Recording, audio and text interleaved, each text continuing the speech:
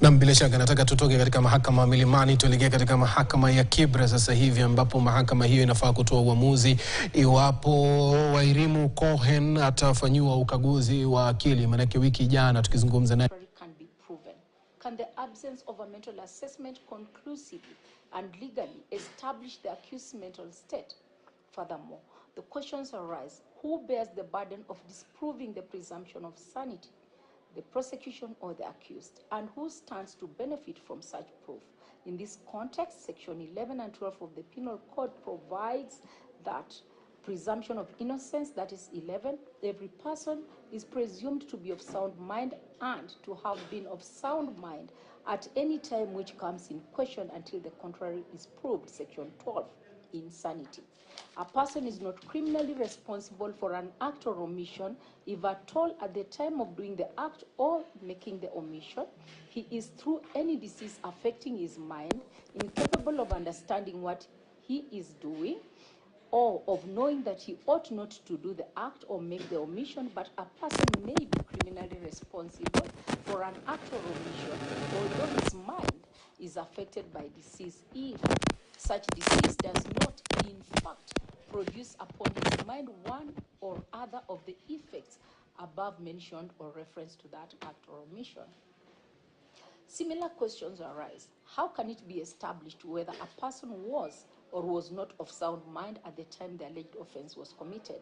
Additionally, who bears the burden of proving this and who stands to benefit from such proof?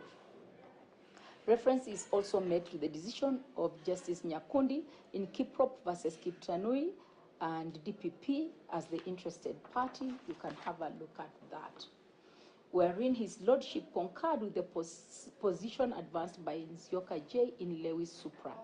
I likewise align with their lordship's reasoning. A mental assessment serves as a crucial tool in criminal proceedings, providing answers to the questions raised in sections 11 and 12 of the Penal Code. It is only through such an examination that the presumption of sanity can be rebutted, and it remains the sole method of establishing whether a suspect is of sound mind. However, and more broadly, the practice of subjecting suspects to mental assessment is centered on the welfare approach in our societies. The welfare model focuses on co-protection, treatment, and rehabilitation. Put it differently, societies have adopted a paternalistic approach to ensure that those suffering from disease of the mind are not subjected to criminal trials without protective safeguards. The doctrines of paternalistic and welfare models are also centered on morality. For instance, this writer Burgeon and Thomas, in the book The Assessment of Fitness to Stand Trial for Defendants with Intellectual Disability, have postulated that in the criminal justice process, a defendant must be fit to stand trial so that the criminal procedure is dignified, the results are reliable, and the punishment is morally justifying. That is a fair trial. Mr. Schoffer, in his book Fitness to Stand Trial, University of Toronto, too observed that the idea that persons of unsound mind should not be made to stand trial is noted in old age concepts of fair play and fundamental justice. The fitness requirement is both the product of the traditional right of an accused to make further answer and defense and a logical extension of the rule which evolved at common law prohibiting trial in absentia. In my view, the language of our Section 12 of the Penal Code embodies the welfare and paternalistic models. These models are fashioned to be protective. From the foregoing reasoning, is the accused person justified in objecting to mental assessment? I am alive to the holding in Lewis and Kiprop Supra, where their lordships, Grace Nzioka and Nyakundi, held that an accused person has a choice to make, and if he or she opts not to undergo a mental assessment, this court will presume that he or she is of good mental health and has therefore waived the right to the defense of insanity. However, as outlined above, I liken our laws to the paternalistic and welfare models, which, in my view, advocate for a more caring and protective approach. Accordingly, while the requirement for a mental assessment is not mandatory under the law, it is a beneficial and necessary practice for addressing the questions raised in sections 11 and 12 of the Penal Code. A positive mental assessment report serves as a valuable tool that empowers the court to protect and safeguard the inherent dignity and right of the accused person as guaranteed under Article 28 of the Constitution. Moreover, Article 159 of the Constitution calls for the effective administration of justice. Courts are mandated to facilitate the expeditious and efficient administration of justice. To this end, what prejudice would an accused person suffer by undergoing a mental assessment before trial? In my view, none.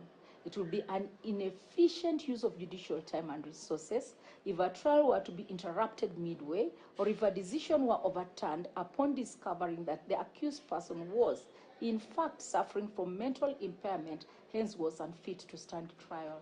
It is therefore my belief that the fair administration of justice supports the position that individuals charged with murder should undergo a mental assessment. I am further of the view that this requirement is both necessary and good practice, and it should be embraced. There is nothing demeaning or undignifying in undergoing such assessment, since in the long run, an accused person found to be suffering from mental impairment stands to benefit. Any accused person who wishes to be examined by a doctor of their choice should be free to do so in order to challenge the report of a government psychiatrist. Let us now return to the case at hand. The issue to be determined is whether it is necessary for the accused Sarah Wairimu Cohen to undergo another mental assessment, having already been subjected to one in 2019. While the report for the 2019 assessment was not produced before this court, both parties agreed that such a report does indeed exist, and the conclusion by the psychiatrist that the accused was mentally fit to plead to the charge. Based on this information, I do not find it necessary to subject the accused to another mental assessment at this stage. The prosecution has not demonstrated any reasonable grounds to this court to believe that the accused has developed mental impairment after the assessment in 2019, thus rendering her unfit to stand trial. For these reasons, the request to have the accused undergo another mental assessment is hereby declined. Notwithstanding the foregoing, I caution that this order is not cast in stone. Should circumstances change, or should the court be presented with reasonable grounds to believe that a further mental assessment is necessary, the court retains the discretion to issue an order to that effect. The second issue for determination is whether subjecting the accused person to mental assessment amounts to discrimination. The defense counsel failed to provide sufficient material to enable this court to assess the constitutionality or otherwise of the practice. The court requires a proper application to be filed in order to address this issue. Until such an application is properly before the court, I decline to engage in an in-depth analysis of speculative matters and hereby reject the invitation to make any determination on this issue. The third issue is whether the prosecution should have reopened HCCR number 60 of 2019. It is an accepted position that the prosecution entered a nolle prosequi under section 82(1) of the CPC, and the accused person was discharged. The defense counsel contended that the prosecution erred by instituting fresh charges against the accused person in the current file, whereas Nairobi HCCR 60 of 2019 is in existence. Article 157(6) of the Constitution grants the DPP prosecutorial powers as follows. The Director of Public Prosecutions shall exercise state powers of prosecution and may institute and undertake criminal proceedings against any person before any court, take over and continue any criminal proceedings commenced in any court that have been instituted or undertaken by another person or authority with permission of the person or authority, subject to clause 7 and 8, discontinue at any stage before judgment is delivered any criminal proceedings instituted by the DPP or taken over by the DPP. Further, Section 82(1) of the CPC provides that power of the DPP to enter nolle prosequi, 1, in any criminal case and at any stage thereof, before verdict or judgment, as the case may be, the DPP may enter a nolle prosequi either by stating in court or by informing the court in writing that the Republic intends that the proceedings shall not continue, and thereupon the accused shall be at once discharged in respect of the charge for which the nolle prosequi is entered, and if he has been committed to prison shall be released, or if on bail his recognizance shall be discharged, but discharge of an accused person shall not operate as a bar to subsequent proceedings against him on account of the same facts. My understanding of these provisions is that a nolle prosequi may be entered either as an acquittal or as a discharge, depending on the stage of the trial. Section 82(1) of the CPC explicitly provides that a discharge does not bar subsequent proceedings against an accused person on the same facts, as the provision permits subsequent proceedings for good cause. This implies that the prosecution may institute fresh charges, and there is no requirement for the prosecution to reopen the same case file. Once a nolle prosequi is accepted by a court, for whatever reason, the file stands closed. Furthermore, the power to enter nolle prosequi is intended to allow the prosecution an opportunity to correct errors, conduct further investigations, apprehend additional or more appropriate suspects, turn suspects into witnesses, or more generally, to give the DPP a chance to put their house in order, or should new evidence emerge, the prosecution may institute fresh proceedings.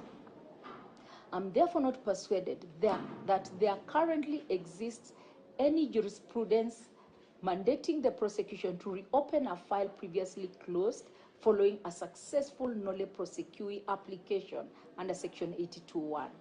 Notwithstanding the foregoing, it is important to note that the alleged offense was committed in Kabete, Nairobi County, which is within the territorial jurisdiction of this court. It should, however, be noted that in 2019, when the alleged offense was committed, Kibera High Court had not been established, and this explains why the matter was initially filed at Milimani High Court. I therefore hold that Kibera High Court is the court that is properly vested with jurisdiction to hear and determine this case. This case is therefore properly filed. Disposition. The application by the prosecution to subject the accused to a mental assessment prior to taking plea is hereby declined. The application to have the case dismissed and Nairobi HCCR number 60 of 2019 reopened for hearing is hereby dismissed. A copy of the mental assessment report filed in HCCR 60 of 2019 shall be submitted to this court and shall form part of the court record. Finally, the accused shall forthwith take plea before this court. That is the ruling of the court.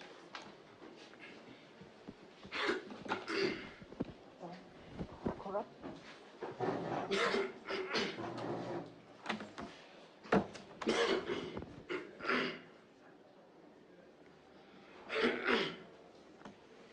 Umeandika vibaya. You start with the state, the advocates 1111, then go for the accused.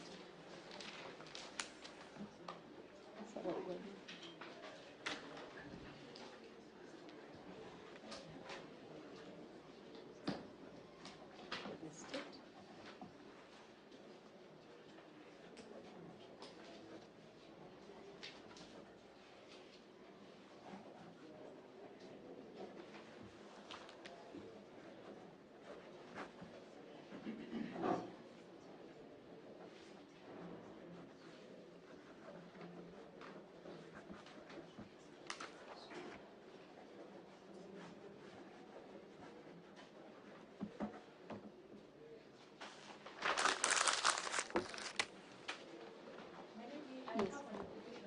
Yes.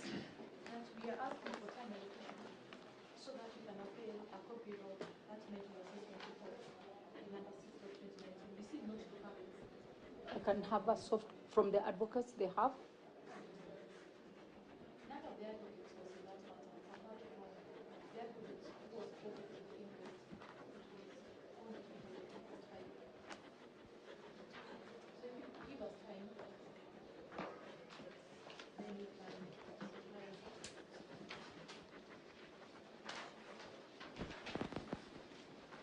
Okay. What you need to do is you didn't go back to who supplied the proceedings to the defense counsel. We do it online. Just go back in time and see which advocate was on record. Go to your email, you'll find it scanned in there. Okay, we know we can get it. Yes. How much time do you require? I'll be in court 1 also. Here I have a lot of cases. Okay, if you can So give us about 30 30 minutes. minutes? Because none of the advocates was here. It was that one, it was Mr. Mulgo. We know we can get it. You can get it? Okay. Yeah. So Yes. will that stop the taking of the plea? No. The court needs to have a look at it before. If you've heard my reasoning, I think it is good practice. I just need to look at it to confirm that she's mentally fit. That should take you about, like you have said, 30 minutes. I would have had 1 witness. You'll find me in court 1. 30 minutes is such a long, long time. You are young and techno. Can you find?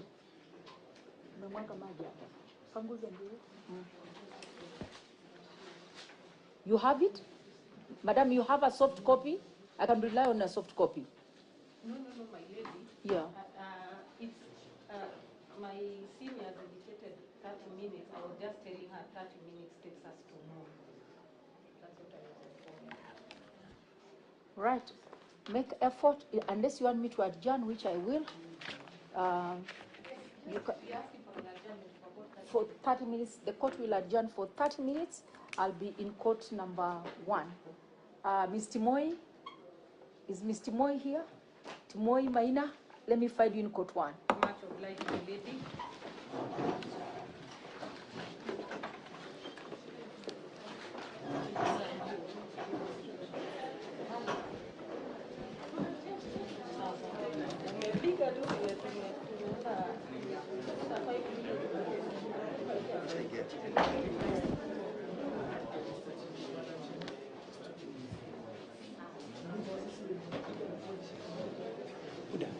Tunaweza pata kopi hiyo ruling yake. Ndio kopi hiyo ruling yake. Okay.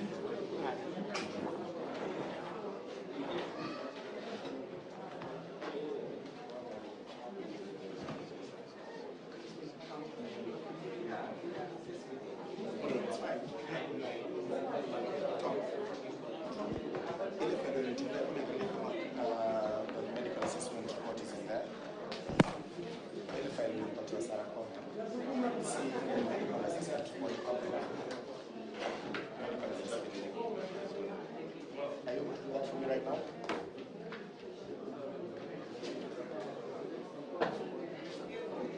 Sorry.